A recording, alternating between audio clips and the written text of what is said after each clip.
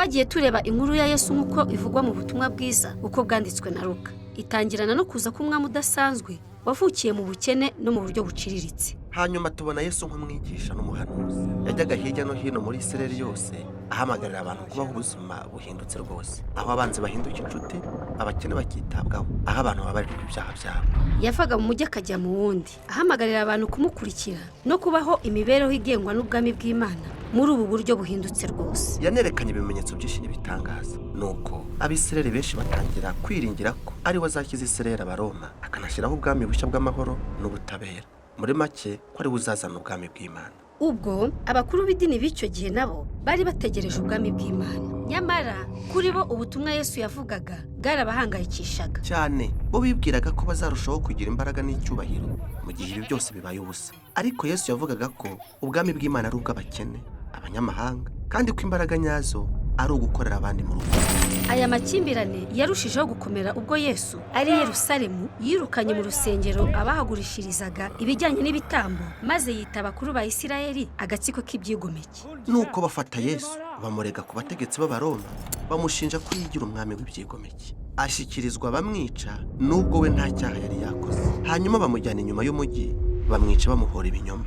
Ibi bitugeza ku gice cya nyuma cy'ubutumwa bwiza nk'uko bwanditswe na Luka. Hariho umukuru w'idini witwaga Yosefu warwanyaga iyicwa rya Yesu, aza gusaba ko yahabwa umurambo we kugira ngo ashyingure Yesu mu mva yari iri aho hafi. Nuko nyuma y'iminsi mike bamwe mu bagore bakurikiraga Yesu baje gusura iyo mva, basangira arangaye kandi irimo ubusa, ndetse bahahuriye n'abasa n'abantu badasanzwe bababwira ko Yesu ari muzima atakiri mu bapfuye. Nuko bahava biruka bahinda umushyitsi, nta n'uwizeye ibyo bavugaga. Icyo mvuga ntibishoboka ko yaba ari muzima kuko bose bamubonye acikana. Muri iyo minsi hanze ya Yerusalemu, babiri mu bagendanye na Yesu bava mu murwa, bagenda berekeje inzira igana mu mujyi witwa Emawusi, kandi bari bababaye ndetse batewe urujijo n'ibyari byabaye byose. Hanyuma Yesu aza aho bari, agendana nabo, ariko ntibamenya ko ari we. Rwose ibyo ni amayobera, kuki batashoboraga kumumenya? Ibyo ntibisanzwe, nyamara mu by'ukuri kuri Luka ni ishusho y'ingirakamaro. Ntibabashije kureba Yesu ngo bamumenye kubw'impamvu runaka. Nuko Yesu arababaza ati, muraganira iki bagenzi? Maze batangira kumubwira ibya Yesu, umuhanuzi ukomeye bari biringiye ko azakiza Isirayeli, ariko akaba yarishwe. Hari abagore bavuze ko ari muzima. Ibyo ni ubusazi, biragoye kubyumva, reka dutahe. Maze Yesu agerageza gusobanura ko ibyo ari byo ibyanditswe by'Abayahudi byose byahoze bivuga, ko Isirayeli ari umwami uzababazwa ndetse akicwa nk'umugome. Mu by'ukuri apfuye mu cyimbo cy'abo bagome, hanyuma akarenganurwa no kuzuka kwe kugira ngo ashobore guha ubugingo bw'ukuri abazabwakira. Ariko n'ubundi ntabwo birumvikana, urujijo barimo ntirwigeze kubaho. Bigeze ubwo bageze aho bicara ngo basangire na Yesu. Afata umugati, awuhesha umugisha, arawumanyagura, maze arawubaha, nk'uko abikoze asangira nabo bwa nyuma. Ibi ni ikigereranyo cy'umubiri we washenjaguwe mu rupfu rwe ku musaraba. Nuko mu gihe bari bagisangira umugati umanyaguwe, nibwo amaso yabo yahumutse, babona ko ari Yesu. Ako kanya aburira imbere yabo.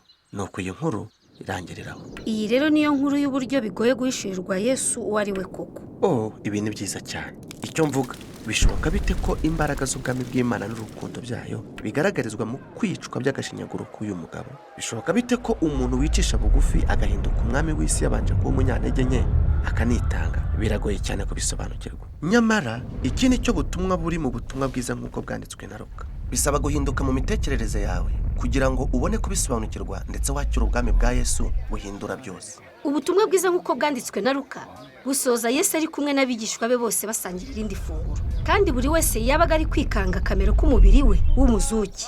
Icyo mvuga ni uko yari akiri umuntu, ariko binarenze cyane kuba umuntu. Uko niko biri, yanyuze mu rupfu arusohokamo nk'ikiremwa gishya kigenda kikavuga. Hanyuma Yesu abasezeranya ko agiye kubaha izo mbaraga z'Imana zamuzuye kugira ngo basohoke basangize abandi bantu ubutumwa bwiza bw'ubwami bw'Imana.